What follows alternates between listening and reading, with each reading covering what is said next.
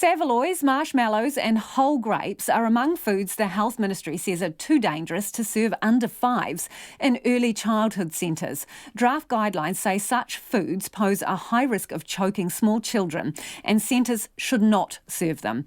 Now the Education Ministry is considering making that advice mandatory to minimise the risk of tragic accidents. Our education correspondent John Gerritsen and videographer Dom Thomas went to a Wellington centre to find out what impact a ban would have. It's lunchtime at Adelaide Early Childhood Centre in Wellington, and these under 5s have brought their own food from home. Look what's in my lunchbox. What's in your lunchbox? Hummus. Yogurt. Cucumber.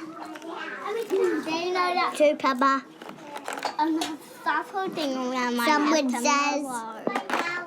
Sandwiches. I need already. And kiwi fruit. And that's it.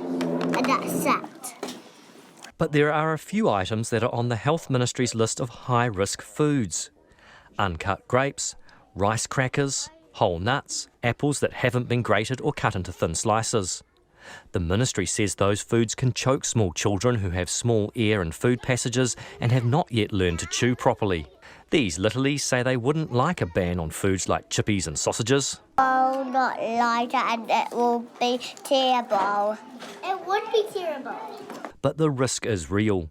In 2016, a 22-month-old suffered severe brain damage when he choked on an apple, and several choking incidents have been reported to the Education Ministry since then.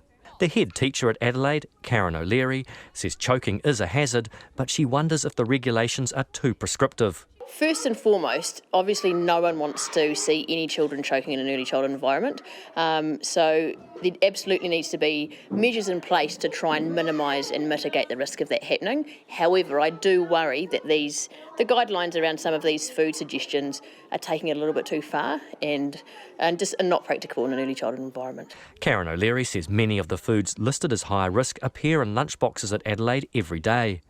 Despite that, she says incidents of choking have been extremely rare. I've been here for 19 years now, and I can remember one food choking and one marble getting stuck, but it was both of which were extricated very quickly because teachers were on hand. Can you remember what the food was? Apple. Te Rito Maioha represents about 600 early childhood centres, and its chief executive, Kathy Wolfe, says they're likely to have mixed views on the proposed regulations. Some will say they're not particularly happy, and others are saying, well, they're doing it anyway. I think the sector just feeling, a bit of pressure in terms of more regulation and compliance and just getting a little bit concerned about the policing of food safety. But at the end of the day, for us, it's about making sure that children are safe. The Education Ministry is consulting on the proposed rules until November the 15th. Mō te hōtaka o te ahi, ko John Gerritsen tēnei.